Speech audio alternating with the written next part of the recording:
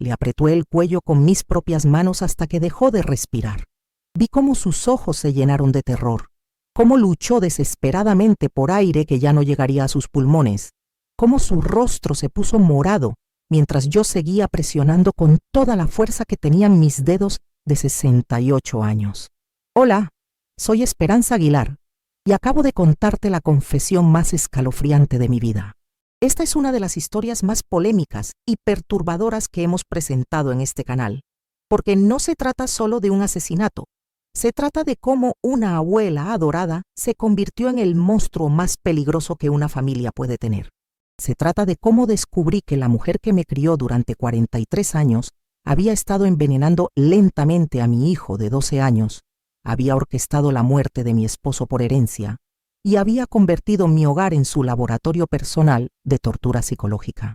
Maté a Carmen Esperanza Vázquez un martes de octubre a las 3 de la tarde, en la cocina de mi propia casa, después de encontrar el diario donde confesaba cada una de sus maldades. Y lo más impactante de todo es que 3 semanas después salí del juzgado completamente libre, sin cargos, sin antecedentes penales, con la bendición completa de la justicia. ¿Quieres saber cómo es posible que matar a tu propia abuela a sangre fría sea considerado legítima defensa? ¿Quieres conocer los detalles de lo que esta mujer me había estado haciendo durante décadas sin que yo me diera cuenta? Entonces, acomóñame, porque te voy a contar cada detalle escalofriante de esta historia que cambió mi vida para siempre. Carmen llegó a mi vida cuando tenía 9 años, después de que mis padres murieran en un accidente automovilístico. Ella era una mujer soltera de 52 años, sin hijos, que trabajaba como enfermera en el hospital municipal. Me acogió con los brazos abiertos, me adoptó legalmente, me dio su apellido, me crió como si fuera su propia sangre. Durante 43 años pensé que era mi ángel guardián. Me enseñó a cocinar, a bordar, a ser una señora respetable. Estuvo presente en cada momento importante de mi vida: mi graduación, mi boda, el nacimiento de mis 3 hijos. Cuando enviudó hace 10 años, la invité a vivir con nosotros sin dudarlo un segundo. Es lo menos que puedo hacer por ti, después de todo lo que has hecho por mí, le dije. La realidad es que Carmen había estado planeando mi destrucción desde el primer día que me conoció.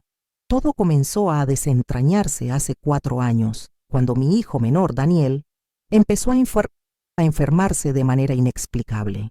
Tenía 12 años y era un niño completamente sano, hasta que de repente comenzó con vómitos constantes, debilidad extrema, pérdida dramática de peso. Los médicos no podían encontrar nada específico. Los análisis salían normales, pero Daniel seguía deteriorándose ante nuestros ojos. Carmen se mostró especialmente preocupada. Insistía en preparar personalmente todas las comidas de Daniel, en darle sus medicinas, en cuidarlo cuando yo no estaba en casa. Es mi bisnieto, me decía con lágrimas en los ojos. No puedo permitir que le pase nada. Durante meses, Daniel empeoró progresivamente. Perdió 15 kilos. Su cabello comenzó a caerse. Su piel adquirió un tono grisáceo que me partía el corazón. Los médicos empezaron a hablar de enfermedades raras, de posible cáncer, de tratamientos experimentales. Yo estaba desesperada. Pasaba las noches llorando, viendo a mi bebé desvanecerse sin poder hacer nada para salvarlo. Carmen me consolaba. Me decía que teníamos que ser fuertes, que Dios tenía un plan. Los niños a veces se enferman sin razón, me decía mientras me abrazaba. Solo podemos rezar y esperar. Lo que yo no sabía era que Carmen tenía un título en química que había ocultado durante décadas. Lo que no sabía era que cada comida que preparaba para Daniel contenía pequeñas dosis de arsénico. Lo que no sabía era que mi abuela adoptiva estaba asesinando lentamente a mi hijo como parte de un experimento sádico para ver cuánto dolor podía causar antes de que alguien se diera cuenta. La verdad salió a la luz de la manera más inesperada. Una tarde, mientras limpiaba el cuarto de Carmen buscando documentos médicos para el seguro de Daniel, encontré una caja pequeña escondida en el fondo de su armario.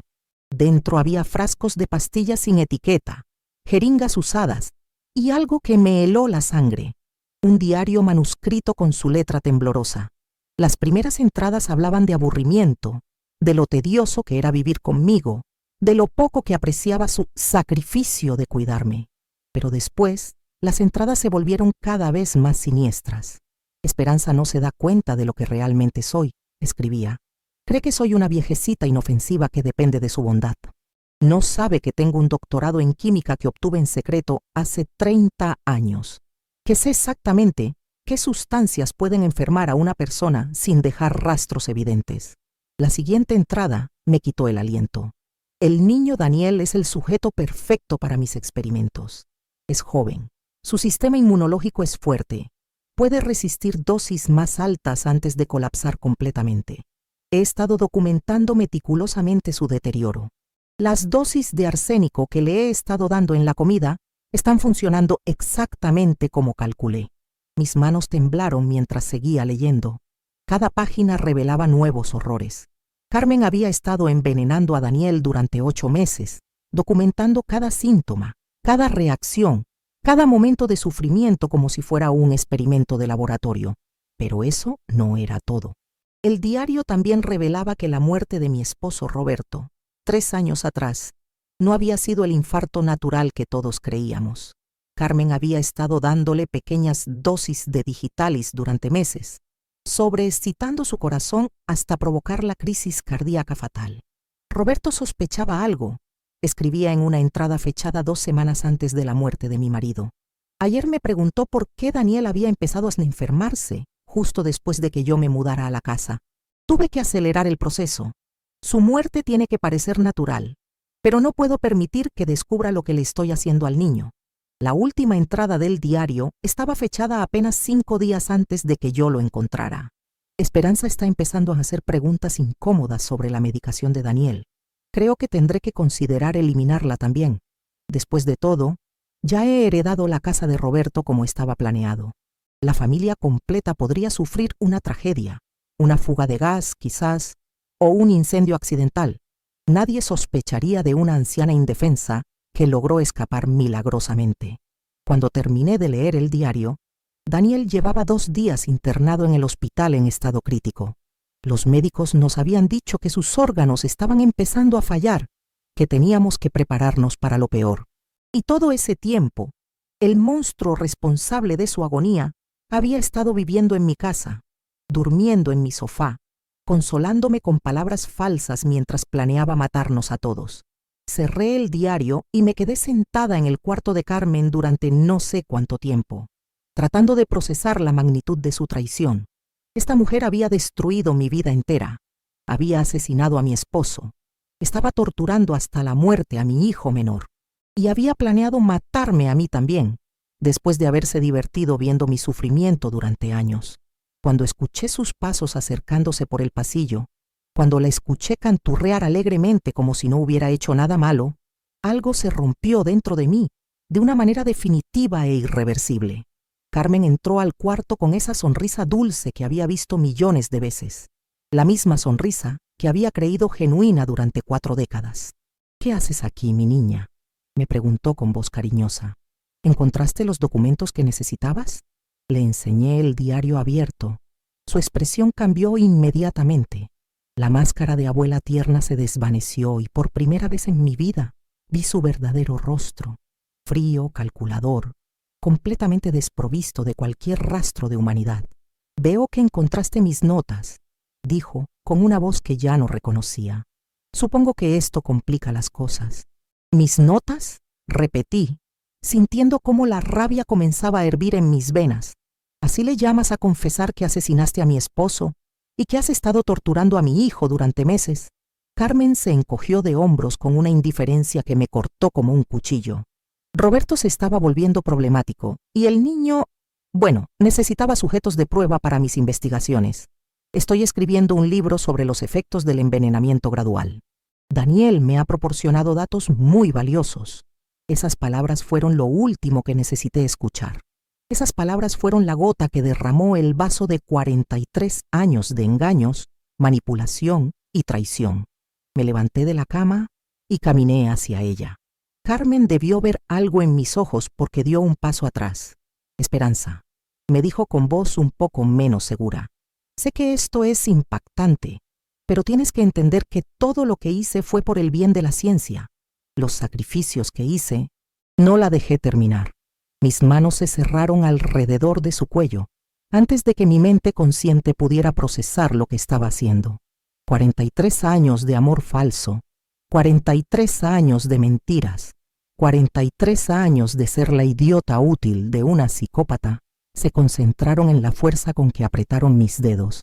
Carmen luchó, trató de gritar, de arañarme, de zafarse, pero yo había cargado a mis 3 hijos. Había trabajado en el campo durante mi juventud. Había vivido una vida de trabajo físico que me había dado fuerzas que ella no esperaba. La arrastré hasta la cocina, luchando con cada paso. Ella seguía tratando de hablar, de explicar, de justificar lo injustificable. Todo lo que hice jadeaba mientras yo seguía apretando. Fue por amor a la ciencia. Tú no entiendes la importancia de mi trabajo. Tu trabajo era amar a esta familia, le grité mientras aumentaba la presión. Tu trabajo era proteger a Daniel, no asesinarlo lentamente. Sus ojos se llenaron de terror cuando finalmente entendió que no iba a soltarla, que no iba a perdonarla, que después de 4 décadas de ser su víctima inconsciente, finalmente había descubierto la verdad y estaba lista para hacer justicia con mis propias manos. Las últimas palabras que escuché de Carmen fueron: no puedes, no te atreverías. Soy tu abuela, no eres nada mío. Fue lo último que le dije antes de apretar hasta que sus ojos se pusieron vidriosos y su cuerpo se quedó completamente inmóvil. La dejé caer al suelo de la cocina y me quedé parada sobre su cuerpo durante varios minutos, respirando pesadamente, tratando de procesar lo que acababa de hacer. Había matado a la mujer que me crió.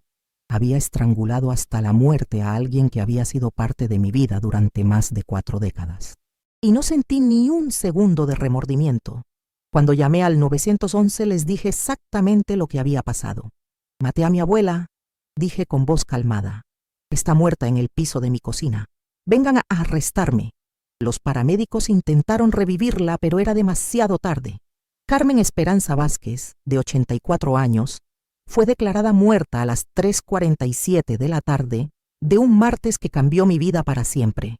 Me arrestaron inmediatamente. Me leyeron mis derechos. Me llevaron a la estación en esposas. Y durante todo el proceso, lo único en lo que podía pensar era en Daniel, internado en el hospital, muriendo por el veneno que esta mujer le había estado dando sistemáticamente durante meses. ¿Crees que hice lo correcto?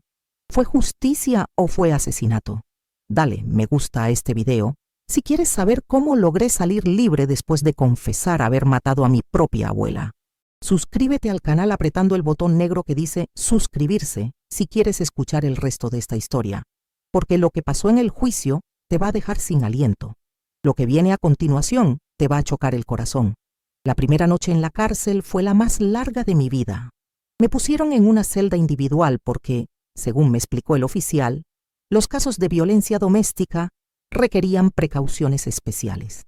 Violencia doméstica.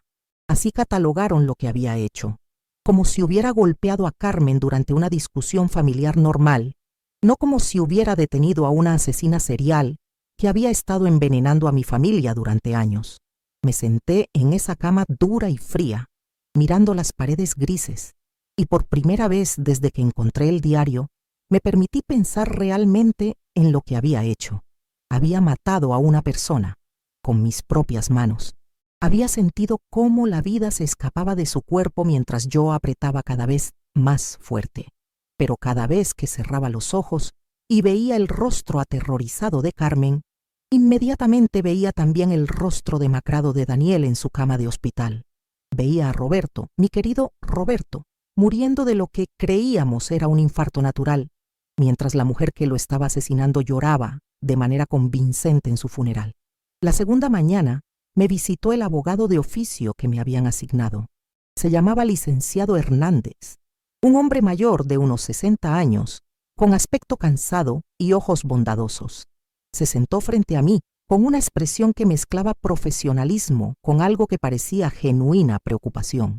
Señora Esperanza, me dijo después de revisar los documentos iniciales, entiendo que usted confesó haber matado a su abuela adoptiva. ¿Está segura de que no quiere cambiar su declaración? Completamente segura, le respondí.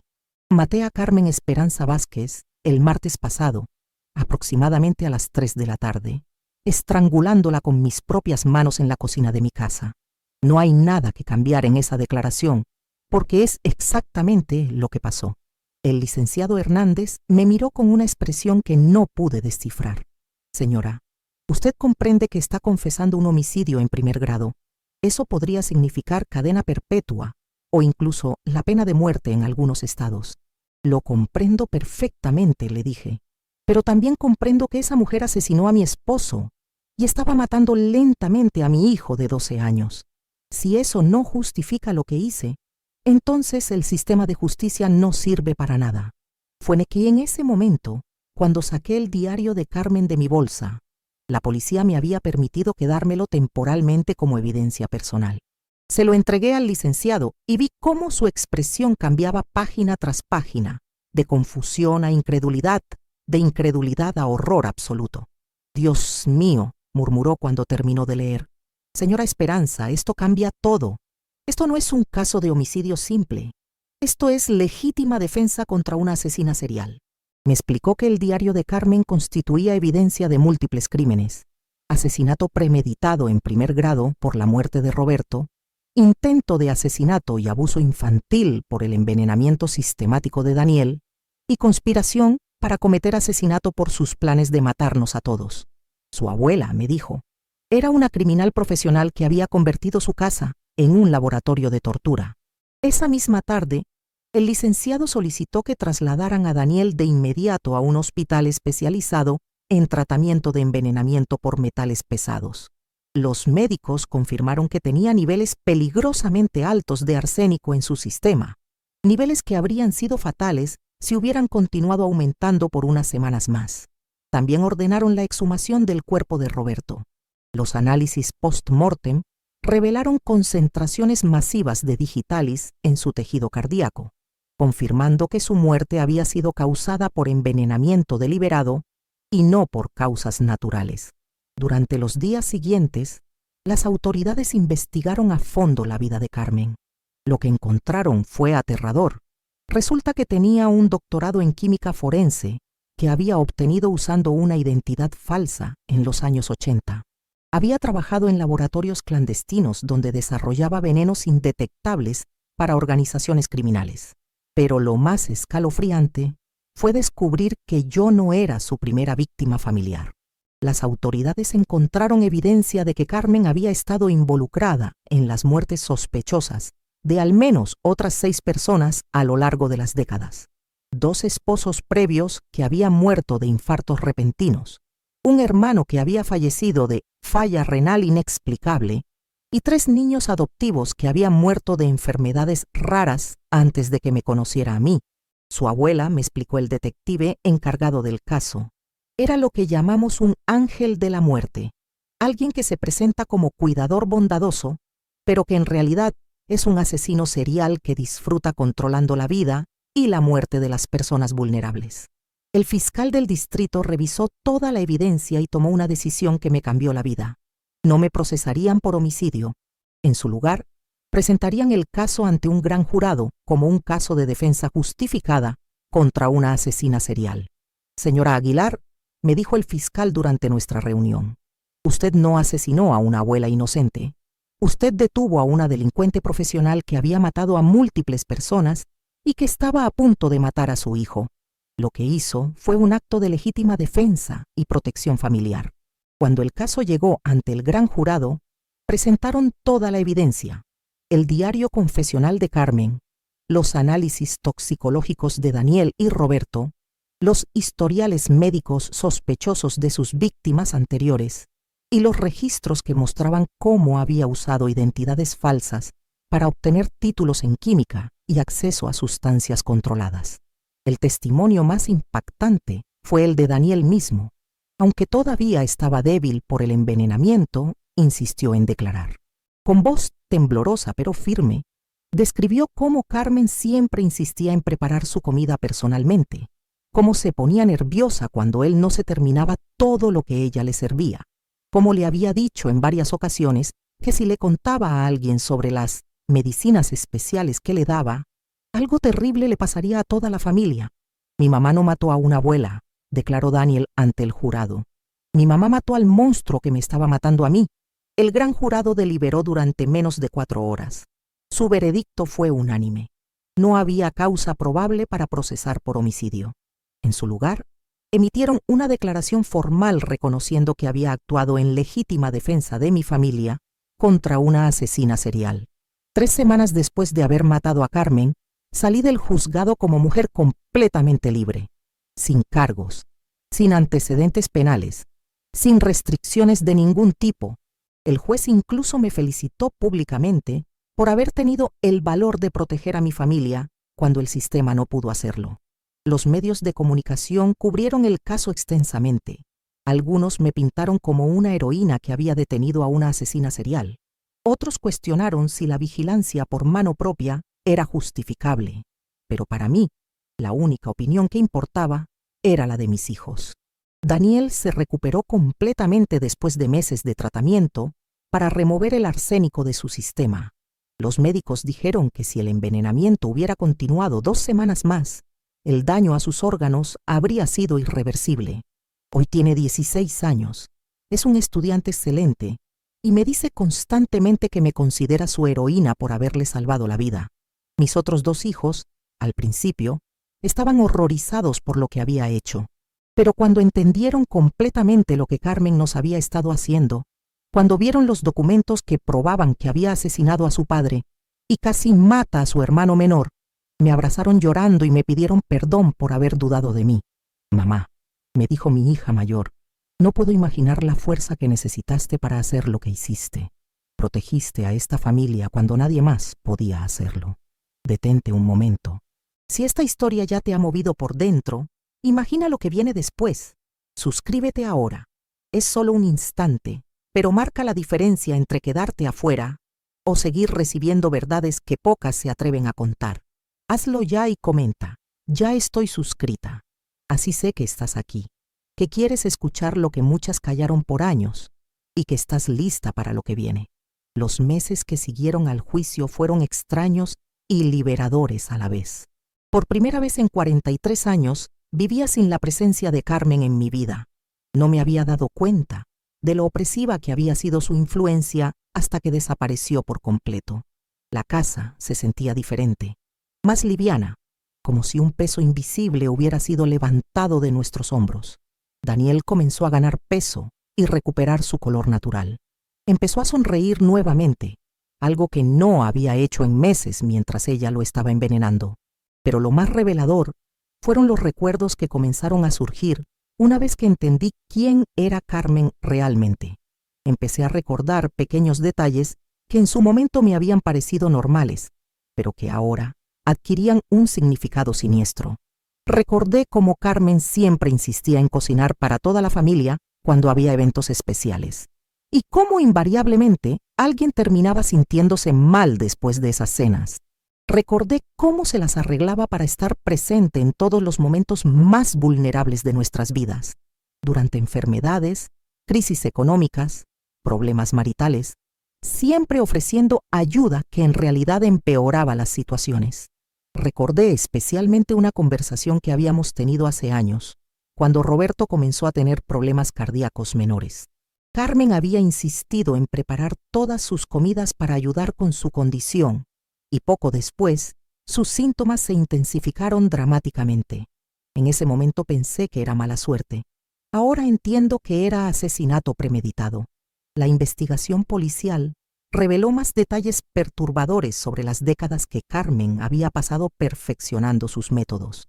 Encontraron en su cuarto un laboratorio improvisado escondido detrás de un armario falso, completo con balanzas de precisión, frascos de reactivos químicos y docenas de cuadernos llenos de fórmulas para venenos indetectables.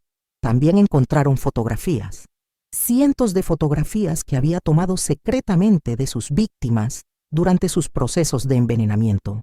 Roberto en sus últimos días, viéndose demacrado y enfermo, sin saber que la mujer que cuidaba de él era la responsable de su deterioro. Daniel, durante los peores momentos de su enfermedad, inconsciente en su cama mientras ella documentaba meticulosamente los efectos de sus experimentos. Lo más escalofriante fueron las fotografías de víctimas anteriores que yo nunca había conocido, niños adoptivos que había tenido antes de conocerme, todos fallecidos de enfermedades misteriosas a edades tempranas. Sus rostros demacrados y sufrientes me persiguieron durante semanas. El detective me explicó que Carmen había estado usando familias adoptivas como laboratorios personales durante más de 30 años. Elegía personas vulnerables que necesitaran desesperadamente una figura materna o abuela, me dijo. Familias rotas, niños huérfanos, viudas solitarias. Se presentaba como la solución a sus problemas, y una vez que ganaba su confianza, comenzaba sus experimentos. Pero conmigo fue diferente, le señalé. Me crió desde niña. Me dio educación, me ayudó a formarme como persona. Exactamente, respondió el detective. Usted fue su experimento a largo plazo. Quería ver si podía criar a alguien desde la infancia para después destruirla completamente en la edad adulta. Usted no era solo su víctima, era su obra maestra de manipulación psicológica. Esas palabras me impactaron profundamente. Toda mi vida había sido un experimento para Carmen. Mi personalidad, mis decisiones, mis relaciones, todo había sido moldeado por alguien que planeaba destruirme eventualmente. Me había convertido exactamente en el tipo de persona que ella necesitaba, confiada, dependiente emocionalmente, incapaz de sospechar maldad en las personas que amo.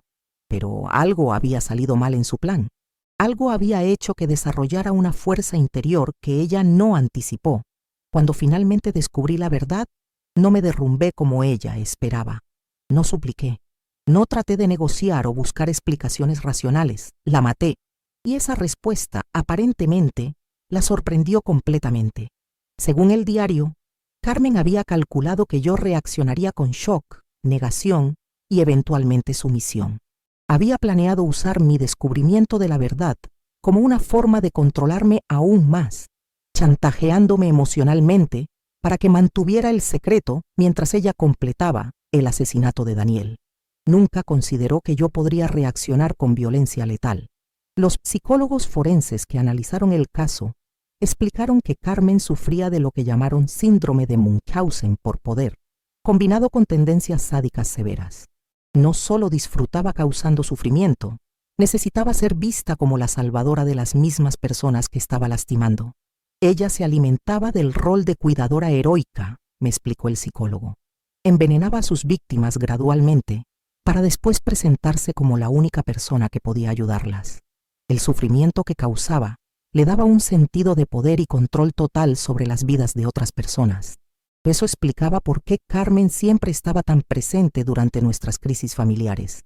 No solo las estaba causando, las estaba orquestando cuidadosamente para maximizar nuestro sufrimiento y su propio sentido de importancia. La revelación más perturbadora llegó cuando los investigadores encontraron correspondencia entre Carmen y otros individuos con tendencias similares. Aparentemente, había sido parte de una red informal de cuidadores que compartían técnicas de envenenamiento y manipulación psicológica.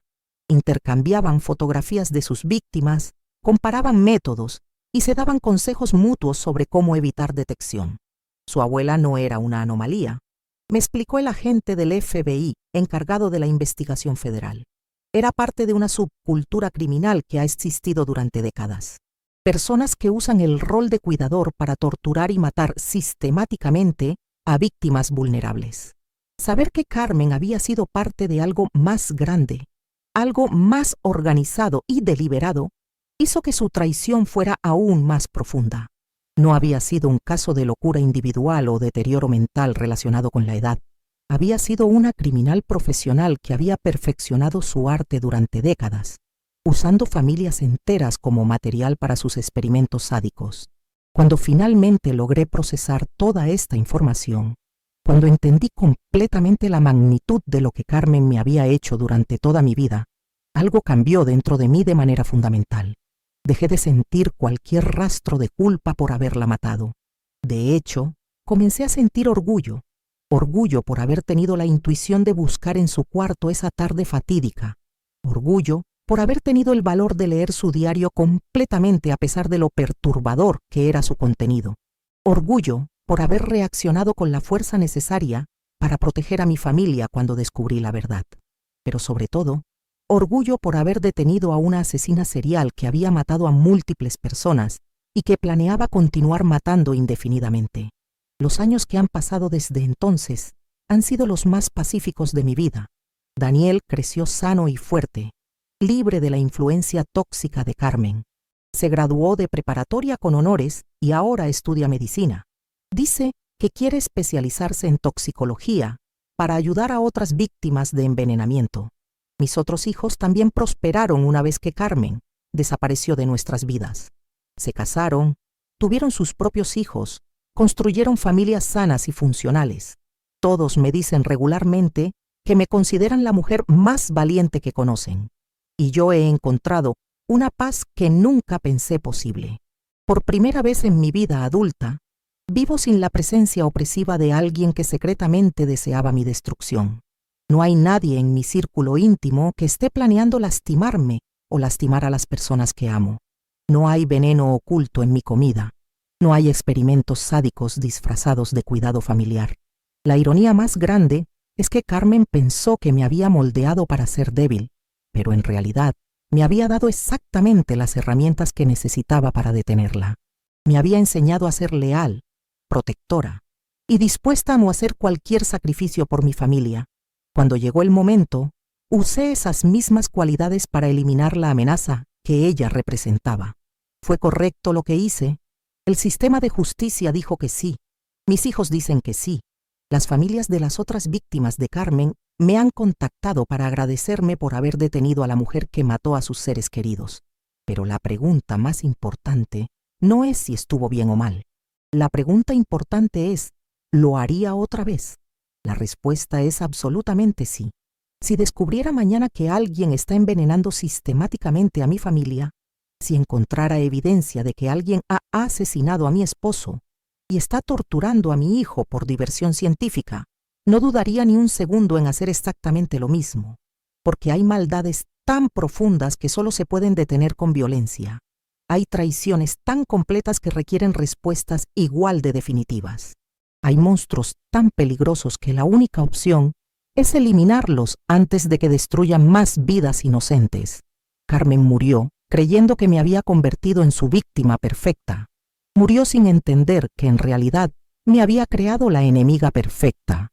Alguien lo suficientemente fuerte para hacer lo que fuera necesario para proteger a su familia. Hoy, a los 72 años, vivo rodeada del amor de mis hijos y nietos. Cocino sin miedo a que alguien agregue veneno a mis ingredientes. Duermo tranquila sabiendo que no hay depredadores ocultos en mi hogar. Y cuando mis nietos me preguntan sobre su bisabuela Carmen, les digo la verdad, que era un monstruo disfrazado de ángel y que a veces los ángeles verdaderos tienen que ensuciarse las manos para proteger a quienes aman. La última vez que visité la tumba de Carmen fue hace 3 años, en el aniversario de su muerte. No fui a llorar ni a pedir perdón. Fui a confirmar que seguía muerta, que no había manera de que pudiera lastimar a mi familia nunca más.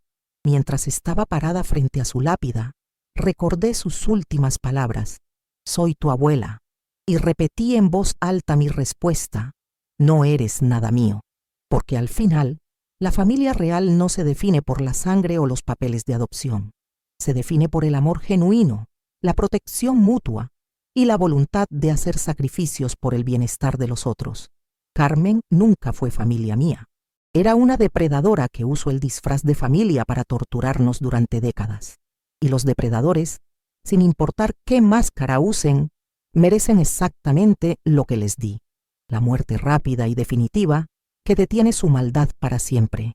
Si esta historia te ha tocado el alma, si te ha hecho cuestionarse todo lo que creías saber sobre la familia y la justicia, dale me gusta a este video. Solo presiona el botón con el dedo hacia arriba. Y si quieres seguir escuchando confesiones que pocas se atreven a hacer, suscríbete al canal. Solo aprieta el botón negro que dice suscribirse. Cuéntame en los comentarios, ¿crees que hice lo correcto? ¿Has sentido alguna vez que alguien cercano a ti no era quien pretendía ser? ¿Conoces alguna historia de traición familiar que necesite ser contada? Estamos aquí todos los días con historias que te harán entender que a veces la línea entre víctima y justiciera es más delgada de lo que quisiéramos admitir, y que a veces ser una buena madre significa estar dispuesta a convertirse en algo terrible para proteger lo que más amas en este mundo. Porque yo maté a mi abuela y volverías a hacerlo sin dudarlo un segundo.